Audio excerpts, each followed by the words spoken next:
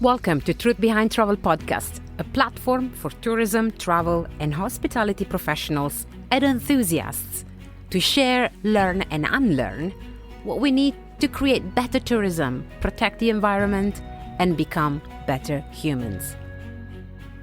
I'm your host, Dolores Semeraro, and every week I bring on the podcast the voices of those out there making a difference to learn the hard truth behind the world of travel and tourism, what works and what we can collectively do better. Welcome to Truth Behind Travel 2026. New year, new season. We're dedicating it to exploring and discussing how people travel, why, and how we can read between the lines to understand the bigger travel picture. Welcome back to Truth Behind Travel Podcast.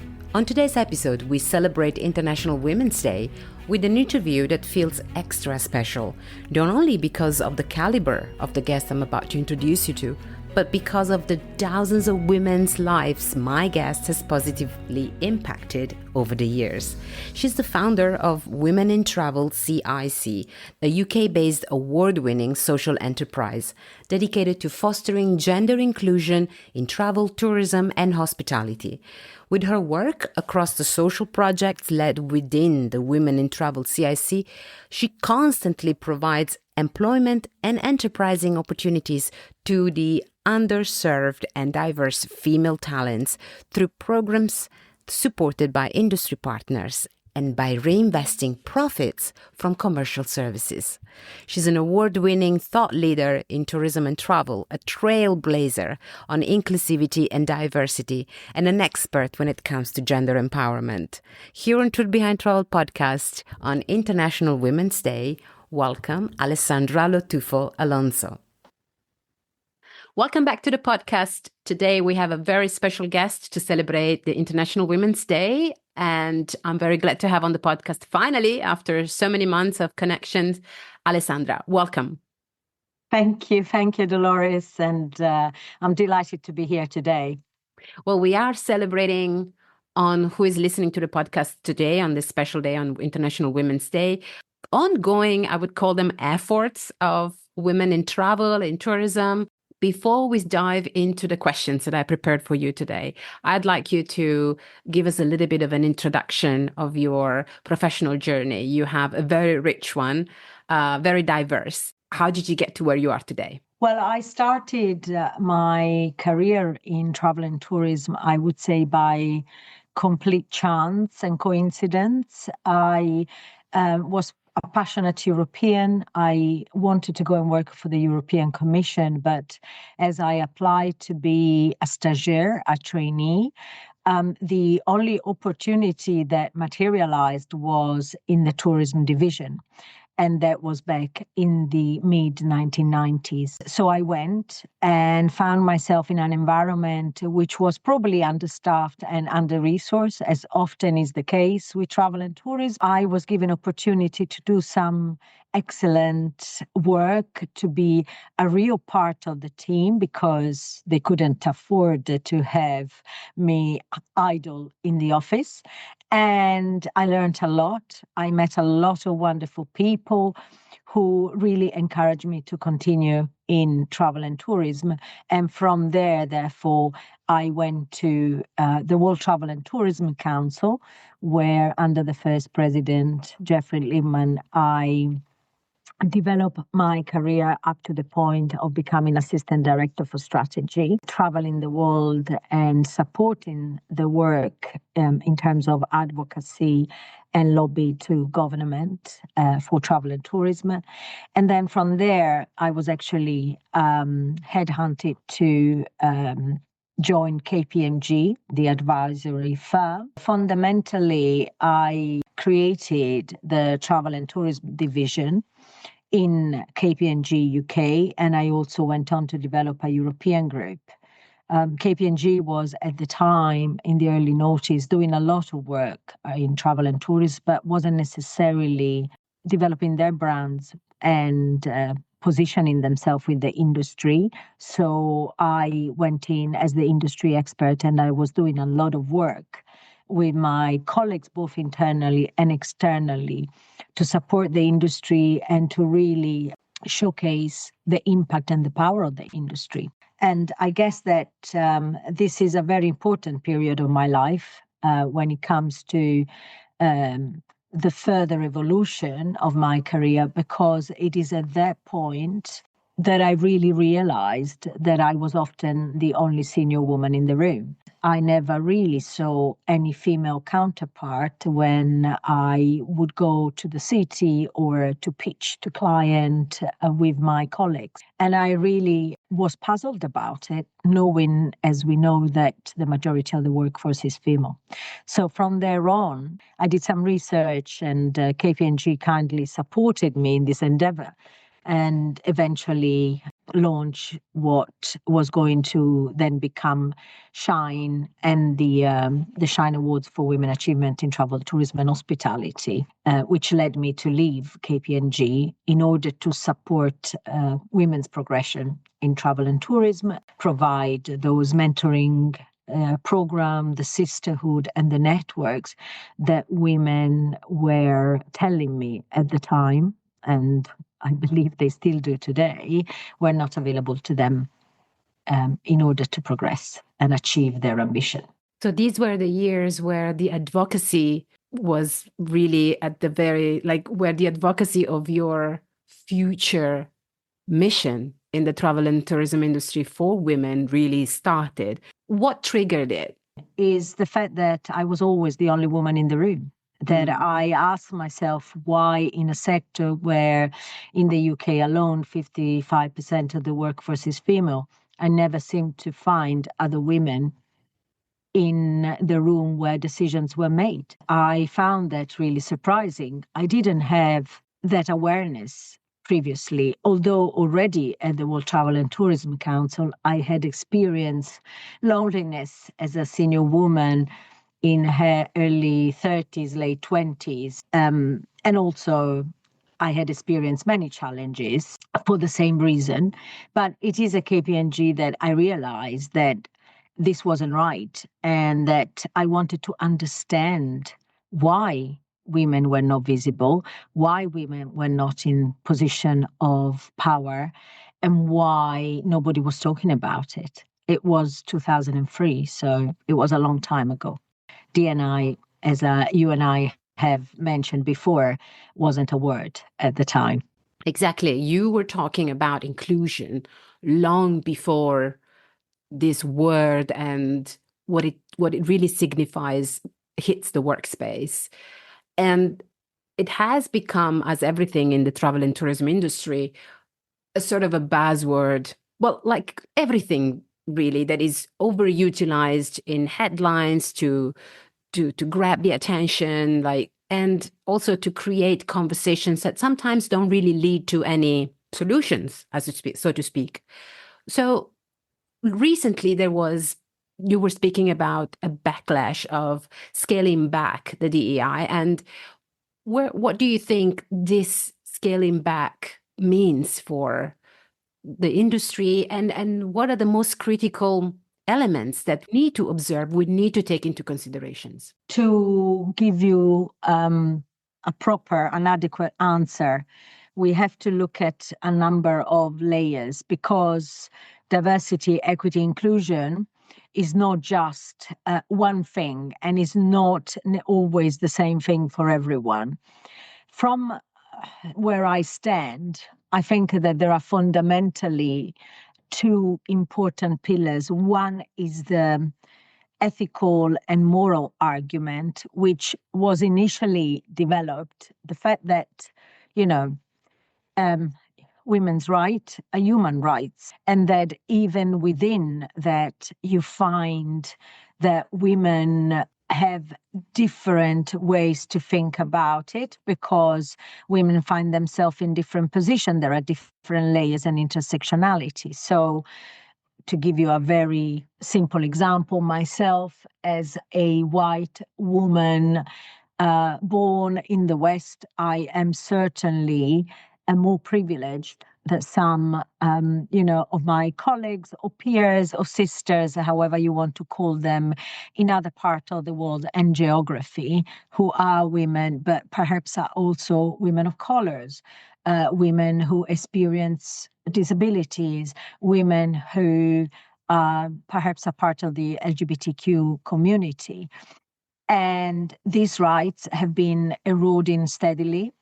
All you need to do is to look at the report from the United Nations, UN Women, and so on, and the various agencies, to see that 1 in 3 women will experience sexual violence in their life. Women's rights organizations receive 2% of all funding that goes worldwide, globally, to human rights and other organizations.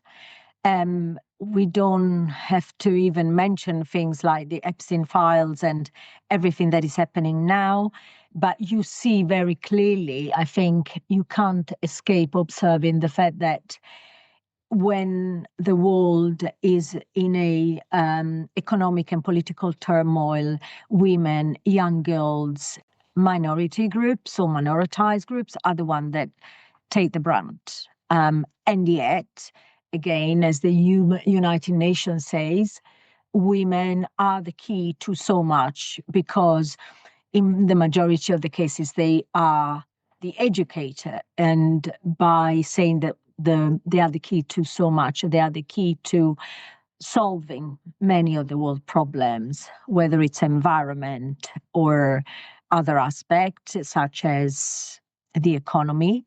Not too long ago, McKinsey was talking about $25 trillion being added to the economy if women contributed fully with entrepreneurship. So, I mean, these are very important numbers. These are very telling stats. So the ethical and the moral argument still is still very important. But because we are in industry, because we are people, from the private sector in particular, I think it's first and foremost important to remind everyone that inclusion is an engine for economic growth.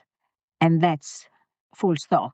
So if you exclude, you are leaving money on the table. If you, in a travel and tourism industry where we are inherently diverse in terms of a product, we want to offer the diversity. We want to, we actually take pride in our cultural diversity, in our natural diversity, in our cooking diversity, everything that we offer our clients. It's about our USP as destination, as product developers. But then again, we forget that the people in those destinations are the host, and that our customers are diverse themselves and want to see themselves represented, and will choose those that speak to them, that resonate with them. So this is an argument around the money that is left on the table by not considering the women solo travelers, by not considering LGBTQ and opening up a destination to wider communities, by forgetting that accessible travel is massive, and that, everyone who travels with a disability generally has 1 or 2 people traveling with them. And, there are organizations out there who are better placed than me to talk to you about this, but there are some really big numbers. There are some really important stats that show how it's not just about doing things right. It's about doing things that enable you as a business and you as an industry to continue to thrive through economic inclusion, as well as social inclusion and equity. So really, we should look at the biggest risk as an economical risk, as a financial risk. Absolutely. I think, if the ethical, moral, and human rights argument doesn't appeal to you because you think ultimately there is little that you can do about that, there is a lot that you can do on the sort of commercial and business side. And that is proven over and over again by the studies, by the research, in terms of, companies that perform at their best when there is greater variety, who can bring, who bring innovation to the table because of their teams, who, grow in geographies and amongst communities that embrace them because of their sort of approach to inclusion. And we know how challenging it is to retain and to find in the first place, but also to retain the best talent in this industry. And we also know how loyalty, is something that our customer continue to defy. Now, 80% of Generation Z would say to you that as an industry, you have to show, that you put your money where your mouth is, and that, they will come to you both as talent and as consumer if you are doing things right, if you are value driven, if you can give them purpose. And all of that kind of leads and points towards an ESG framework that is supported by a very important enabler, which is D&I, which is diversity and inclusion. Because at the end of the day, what is diversity and inclusion if not, another way to talk about environmental, social governance that every board will talk about? We are an industry of people. We are led by people. People creates culture. People creates change. If you are not inclusive, it will not happen. Even environmental, as I was saying before, if you want to make the difference, if you want to address this huge climate crisis, the answer is educate and support women, because they educate the kids who are ultimately the future generation. And in the rooms and the conferences and the debates that have happened this week at ITB in Berlin, amongst the panel that I had the chance to listen to, one conversation struck a chord, and they were talking about having the new generations that are willing to work in your company, not because they're willing to work in a company, they're willing to work for a cause. In the end, it will attract the talents that believe in that cause, that believe in that purpose, in that mission. And the newest generation, we can't. You've been talking about inclusion for many years, and you've been working in the ecosystem for many years. Although generations have changed, there has been a sort of a societal shift. People that were in the conversation 10, 15 years ago are now in the conversation, but there are new people in the conversation nowadays, new people with new values, with a generational gap that we need to fill. And so many more people are coming, let's say, to the forefront of these topics and the causes that they represent. I want to go back with you at the work that you do with women in Travel CIC, because you bring so many women under an umbrella that offers them protection, guidance, purpose, and particularly work that is not just, okay, here's your job, go for it, and you just send off women unequipped, untrained, unprepared for work life. You don't do that. With women in travel, you actually guide them, you coach them, you offer them solutions that are suited to the environment they live in, whether they are in London or whether they are in Timbuktu, for example. Can you tell us a little bit about the work that over the years you have done and you have achieved with women in travel? I mean, we are still not in Timbuktu, but working on it. Our work has evolved, and Women in Travel CIC has evolved. So as a social enterprise, first of all, because CIC stands for Community Interest Company. And as a social enterprise, we are a commercial company that reinvest any surplus in the mission. So we don't have shareholders and we don't distribute dividends. If we create any surplus, it goes back into fulfilling the mission. Our mission is fostering a more inclusive travel and tourism industry by connecting, mentoring, training, supporting underserved and diverse female talent to employment and enterprising opportunity in travel, tourism, and hospitality. So we started life as a social enterprise, looking at how we could actually bring so much invisible talent to an industry, how we could make it visible to an industry that is forever talking about the lack of talent or the worth of talent or the challenges in finding the right talent, but that was at the same time totally oblivious that so much invisible talent exists and that could be tapped into to actually bring very much diversity of thinking, but also enthusiasm and commitment and desire to progress, which is what, these women in our community display all the time. And so we started to look at how we could do that, particularly because when I first created Women in Travel, it was 2017. Of course, Brexit had just happened in the UK, and we are London-based. And so many women were moving away. They were moving away from the industry because they were moving away from the UK, and they were returning to their country. And this movement was then sort of compounded and accelerated by Me Too in 2017, by Black Lives Matter in 2019, and of course the pandemic in 2020, which, as you probably have heard, was called the She Session because of the number of women who lost their job due to the fact that their job were less protected, they were lower level, lesser pay, and therefore were easier to sort of to get rid of.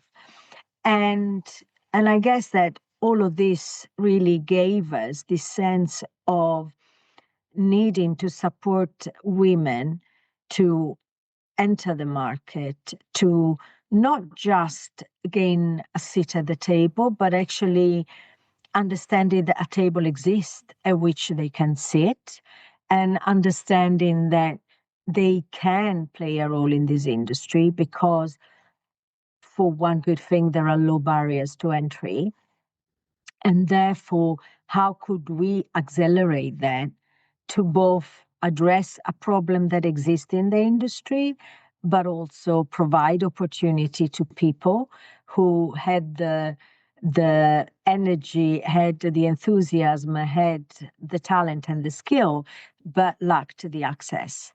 And I guess that this is a specific, if you like, focus in the broader campaign that is fostering inclusion. But because women have historically been the backbone of this industry, it was quite, and because of my own lived experience, both at WTTC and KPMG, it was a natural connection for me to try and really progress and support women. The difference between the time I co-founded Shine and Women in Travel is that at the time of Shine, I was really looking at supporting women who were already in industry and that were seeking progression, because once again, we were not seeing that progress, and we were not seeing women becoming CEO or taking part sort of in the being promoted to the C-suite or the layers just before. And what the women were telling me at the time is that they lacked the tools because nobody was actually giving them the opportunity. They had the technical training, but they missed the coaching, the mentoring, the networking that was available to the men. And that often that led to a misunderstanding whereby employers would think women are not ambitious just because they couldn't do what the men would do. And the women who did what the men would do inevitably ended up as alpha male sort of clone, Queen Bee, who would have gone to power for dear life, because, and close doors in a way instead of opening the floodgates to other women, because they didn't feel that they could do that, because it would take them so much to get to where they are, and the only way to survive was to become one of them. That, I think, has now changed, because the whole ethos of work after the pandemic has changed, and the younger generation are probably watching us thinking, I don't want that. I don't want your life. I think for my boys anyway, and the fact that they are thinking, I want more freedom, I want a different lifestyle. But there are still so many women at entry level position who don't have this opportunity, who are, in a way, underutilized, under supported, underserved. And I think these are the women that we really focus on now, because that also gives us the diversity, the innovation, the diversity of thinking, and in due course, the pipeline that we need for the industry. You supporting, if we were to be ambitious, and if you were to put a number right now, like from the beginning of Shine or Women in Travel, give me a number just on top of your head. How many women's lives have you impacted? Thousands and thousands. But it's one thing to, impact someone's life for an hour, and, through a workshop or an event or a mentoring session. That's still important, still valuable. But it is a different story to give people who are at the margin of society an opportunity to re-enter society, to leave their mark on their community, to tell the story, and to create economic empowerment through that, which is what we do now with, our Tour Guiding Academy program. That takes hours. You don't change someone's life in an hour. You may make an impact, indeed, and I don't take anything away from that. But our level of depth is, I believe, quite unmatched in terms of social impact program in this industry.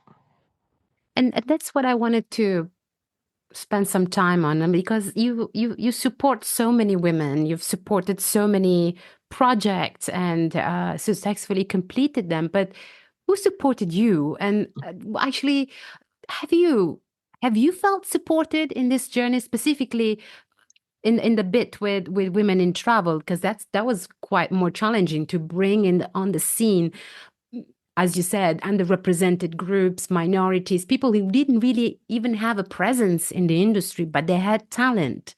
My first question is, have you felt supported? And whether the answer is yes or no, and what comes with it, I also want to know, what were the barriers that you faced building the current work that you put forward with women in travel?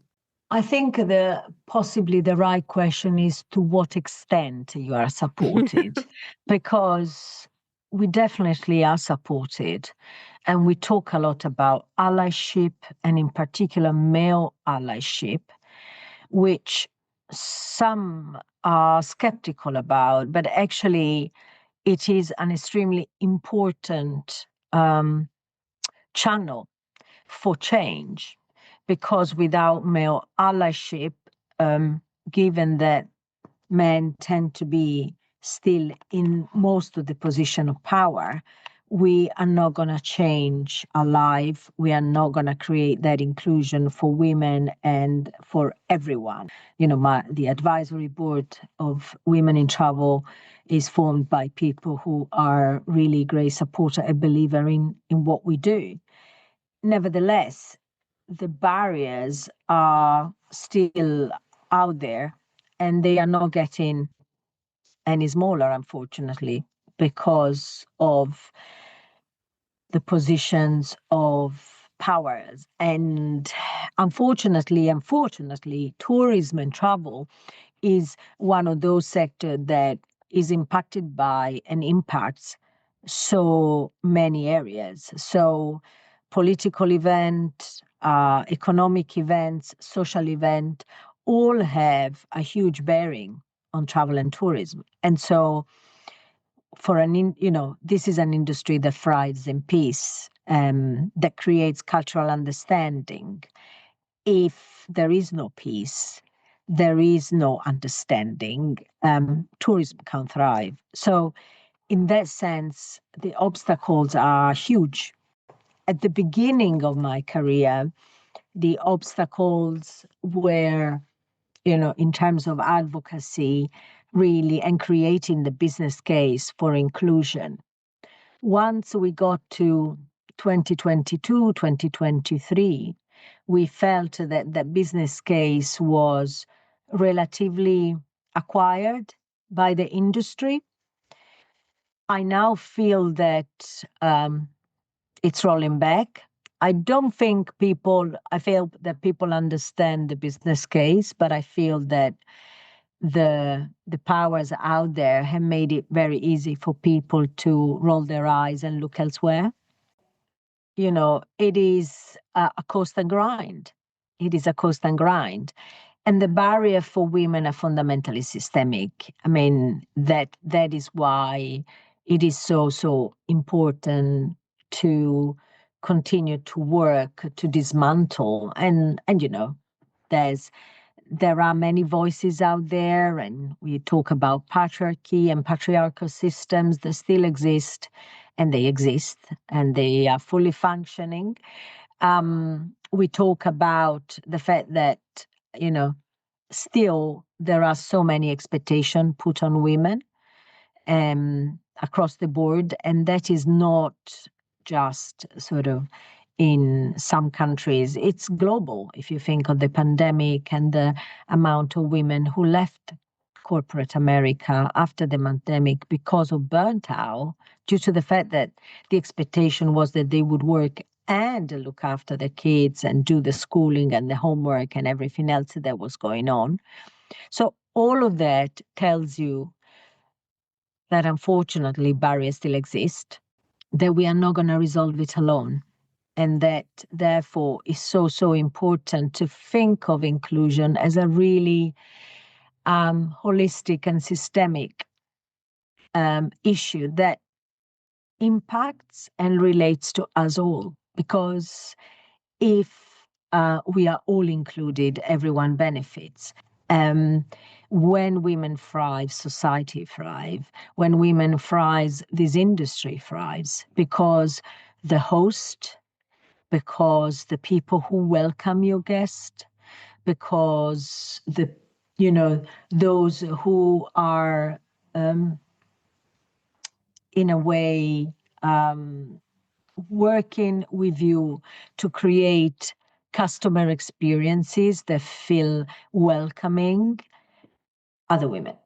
That's a conversation we were having right before, that it's, if women in the front line are making your customers happy, well, if we look at the customers, you're saying that at the end of the day, behind a family that goes on holidays and spends money and decides where to go, there's a woman Absolutely. who decides where to put the money, where to bring the children, where it's valuable, where it's worth it, and takes all the decisions, whether it's for the family, it's for herself, it's for the parents, or a group of girlfriends. At the end of the day, most of the travel decisions and where the money goes really is decided by women. Absolutely. 80% of the leisure decisions are made by women. So, you are not just looking at this from the moral viewpoint. Forget that. I mean, you want those women to choose your destination, your company, your activities, because they think it's good for them, it's good for the family, it's good for perhaps for the children, or intergenerational. And and that translating money, and is the same for, as I was saying, the other all other groups and the intersectionality of all these groups. So whichever way you look at it, whether you look at it from the viewpoint of talent or whether you look at it from the viewpoint of the consumer, inclusion is a win-win. Inclusion is better for everyone. I love that. I want to go back to the project of the tour guides that Women in Travel is supporting at the moment and actively promoting and working on. But before we go there, I have a question, surprise question for you. It actually comes out of the conversation that we've just had. And to me, as this week has been full on panel conversations and keynotes and debates at ITB in Berlin, there's been a lot of talk for the sake of talk, of course, as often this happens in conferences. But also I see people very cautious about how they talk about sustainability, how they talk about regeneration and ecotourism, and this big axe on everybody's heads, like the fear of greenwashing and how to spot it. So my question to you is what's the equivalent of greenwashing when it comes to DEI, and how to spot it? Because the conversation can be quite crude. And I feel that we are not trained enough in spotting those who put women on a panel discussion just because they have to even the numbers of how many, what's the female presence versus the male presence, and then they have to demonstrate that they are inclusive. So what's the equivalent of greenwashing in this case? There are so many ways in which you can, spot the sign of someone who is just following the trends or trying to ride a wave for social inclusion, for equity and gender inclusion. I would say, first of all, look at, internally, look at the company, look at the composition of their board, look at obviously the executive management and leadership, look at how the different groups, women and also intersectionality are represented. Look at the pipeline, if you can, if you have that access. Look at how they recruit, whether, they ask and expect broader diversity on their long list, for example. But also, look at, very important, their suppliers chain. What makes, who supplies to those companies? How are small and medium-sized women-led businesses involved? What are the opportunity offered? And then look at their campaign and their marketing.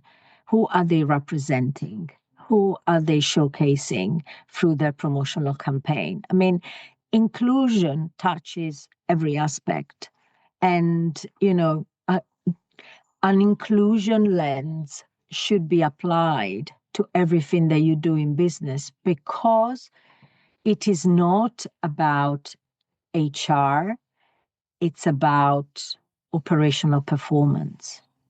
It's about achieving your business objectives through inclusion, through people.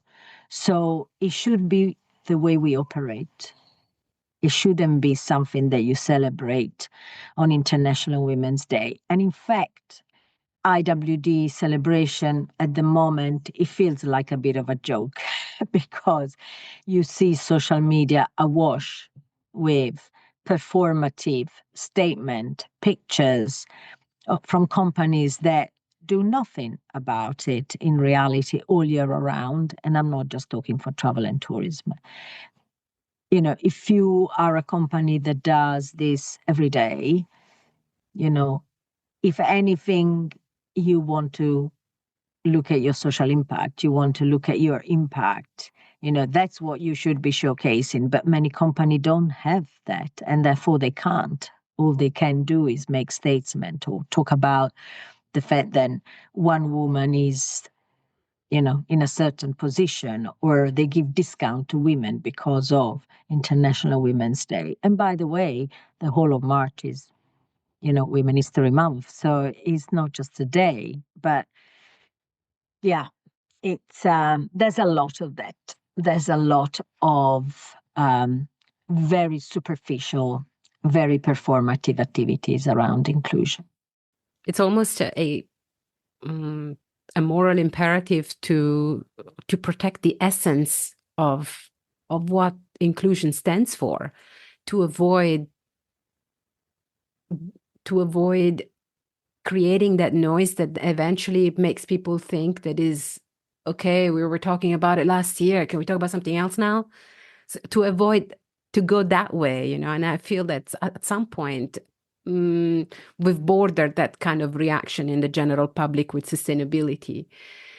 And it's unfortunate because then now people are so afraid to be labeled as greenwashing that they avoid talking about sustainability. We don't have to talk about sustainability. We have to practice sustainability. Same as inclusion. Sustainability is not different from inclusion. So, sustainability is economic, environmental, and social. So inclusion underpins sustainability as one of the pillars. And that's the other thing that people say, okay, this is inclusion, this is sustainability, this is something else. No, that isn't like that. If you talk in terms of ESG and, the framework or the development goals that were developed by the United Nations that companies subscribe by, you have to look at inclusion, diversity, equity, and inclusion as an enabler, because ultimately, without people, nothing can change. You don't resolve environmental issues. You don't resolve sort of the climate crisis without engaging the people who are at the sort of impactful end of that climate crisis. And often they are the women and, the tribes and the indigenous population and the people who actually understand the nature and the place where they live. And they have sort of all these sort of a repertoire of knowledge, wisdom, and ways to deal with it that is far more sustainable than, people who come in as external, as stranger, if you like.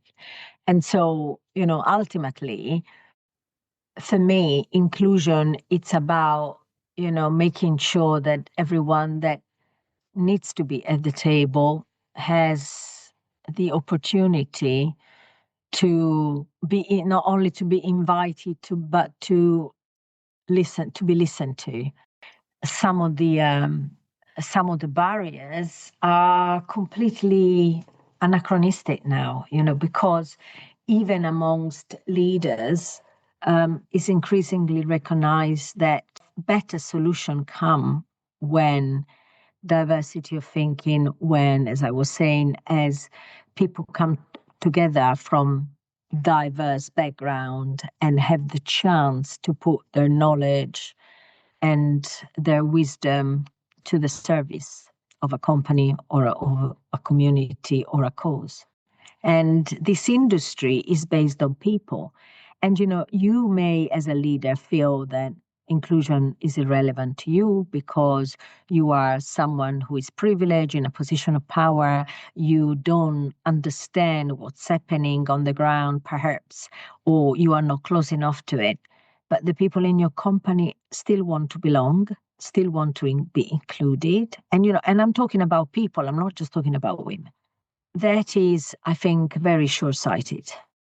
Which unfortunately still happens in many companies. And I do want to believe that, having a little faith in the new generations, in the conversations that are getting stronger and more heard, and that there is advocacy also in the choice of the workplace, not just, okay, I need to get a job and this is what I can do and I have no other choice. I want to think that the more we support the conversation, the more this conversation touches lives.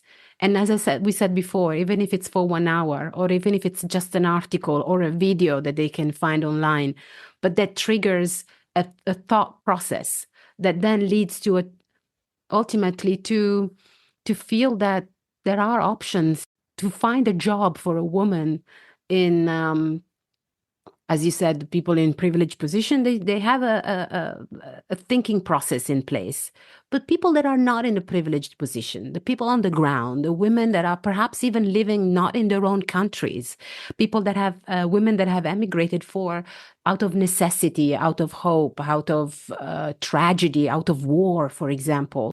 These are the women that, in the case of the social impact, the social initiative of women in travel, you are working with, and you are fostering that opportunity by making them tour guides, even in situations where the most common tourist wouldn't have thought about, having an opportunity to tour the city differently.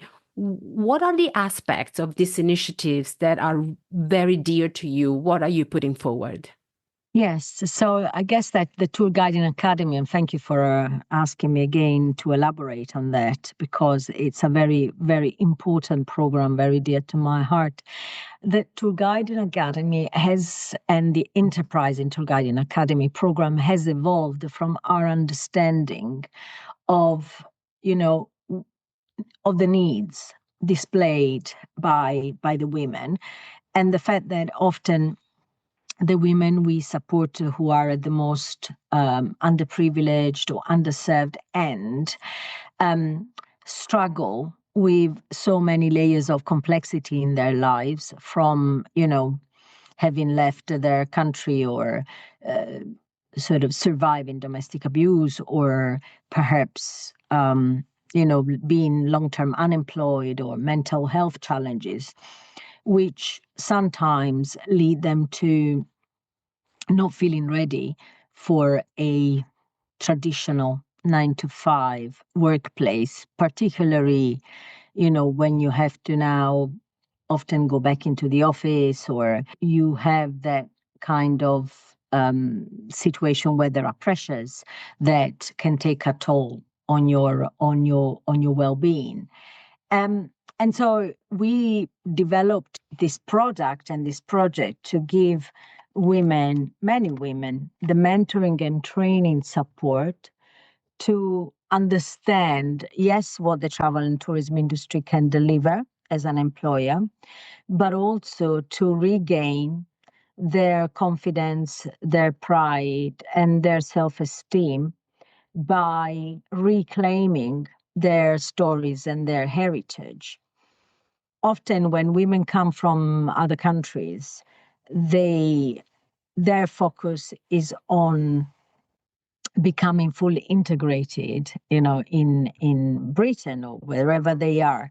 And therefore their diverse identity becomes almost divisive to them. So they almost want to forget where they come from in order to feel part of the current country or city or community.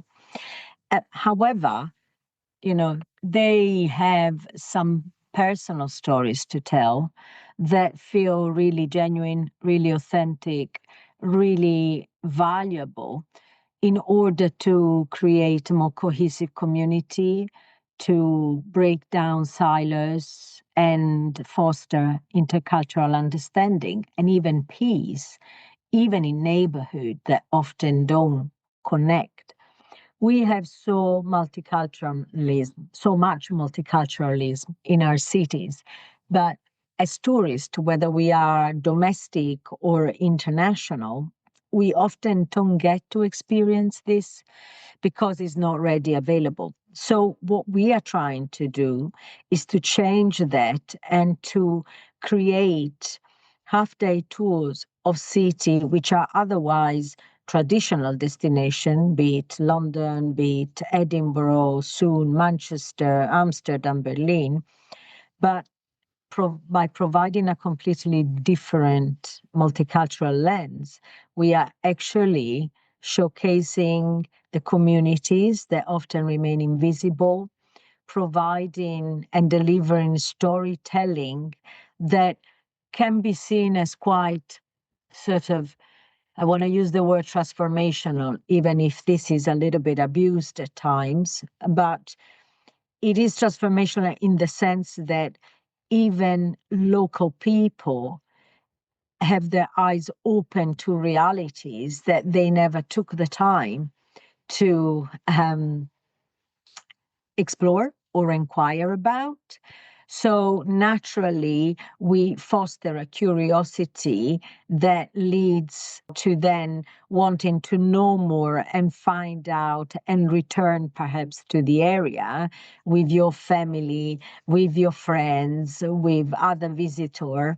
And in this way, as I was saying, we begin to create a process of cohesion and integration within communities. You first of all give someone an opportunity to tell their story, her story, and turn it into a 3-hour tour that goes into a community, into places that are generally not seen, or they are not seen in that light, through that lens. And then obviously, as a tour guide, she earns, so there is this element, a very important element of economic empowerment, which is freedom, but it's also about acquiring, the skills, the confidence, and the leadership, and see yourself as someone who can guide and lead a tour. And then it's about, reinvesting in the community, not only feeding and educating your children, but supporting extended families. And, by going into businesses that are in the community, giving them also an opportunity to have a voice as well as to earn. So our tours are very immersive. Our tours are not about just walking, although they are walking tours. It's about dismantling barriers and giving people the opportunity to smell, to hear, to taste, to really become immersed into culture and experiences that otherwise would most of the time would require a plane journey and a travel somewhere else. Social impact aside, these experiences are extremely rewarding, extremely enjoyable, and I think they, in a way, tick all the current trends around, being local, being unique, being authentic, being personal, and all the trends related to the sort of the experience economy. We talked about, just to wrap up on the podcast conversation today, but we talked about the experience that brought you here where you are today, the project you are working on right now. Now I want to ask you, what's next? What do you see ahead? What are the challenges, if I may say, which is a big word, but also what do you see? We talk about challenges because you were working in an environment, in an ecosystem that wasn't ready to chew inclusivity and diversity. And over time, that has improved. So instead of talking about what challenges you see ahead, what do you see ahead of your journey? I want to know, what are the opportunities that you see ahead? Where do you see your next project being fueled by the passion that you have? Look, we are turning 10 in 2027, and our strategy, we have a vision. Our vision is really to grow the Tour Guiding Academy, and the Enterprise in Tour Guiding Academy program. So actually, I am not looking for another project. I am looking to grow and sustainably develop the Tour Guiding Academy to give more and more women worldwide opportunity to tell their stories. And, for that, we need funding, we need support, we need people to come and do our tours, we need people to listen to our social impact and our stories. And of course, a lot of that rests on us, on the way we tell our stories, but it's also about the industry keeping inclusion front of mind and really looking at the opportunities, the economic opportunity and growth that comes with inclusion. So for us, I guess, is more of the same with even greater momentum, because inclusion is a journey. You never quite arrive. Well, I will put the necessary contact details and informations about the Tour Guiding Academy and Women in Travel CIC in the show notes of the podcast, where people listening to this episode at any given point, they can get in touch with Alessandra. And I encourage everybody listening to this episode to do so, whether they are going to London or not, whether they want to know more about this initiative and become patrons and become supporters of these social initiatives, because it doesn't just end in when the conversation on the podcast ends. It's something ongoing. It's a team effort, and Alessandra is spearheading it out of the UK. Thank you so much for being on Truth Behind Travel podcast, and it's been an honor to have you on International Women's Day, but also not just today, but any day like that. Whoever is listening to the podcast could be listening, in a month time or in a week time. The value that you have shared today, the perspective on what inclusion should mean to everybody, not just as a conversation of the moment, but as a pillar of a mindset that we should collectively build for the future generations and for us also living in today's world. So thank you for doing the work that you do. I'm a huge fan of Women in Travel, and I observe the work that you do from afar. I hope we can meet one day, and all the best. Thank you so much. It was a great opportunity, and please, everyone, feel free to contact us and follow us. And thank you, Dolores. Thank you so much for joining us today on Truth Behind Travel podcast, an episode dedicated to the women in travel, the leaders, the doers, the ones doing the job on the ground, the ones needing a bit of support or a lot of support. This podcast will always be a space where women could find support, knowledge, inspiration, and perhaps a little bit of motivation not to give up, not to give in into a system that often doesn't quite get the best out of us. Happy International Women's Day to all our women out there, the ones working in the travel and tourism and hospitality industry, the ones not working in this industry but still listening to this podcast today. I hope the conversation with Alessandra has left you inspired, has shared with you that every single idea is valuable, it's worth pursuing, and it could lead you to a life that you feel proud of. And the work that Alessandra is doing with Women in Travel CIC, it's certainly helping a lot of you out there doing just that. Thank you once again, and I'll see you soon again on the podcast.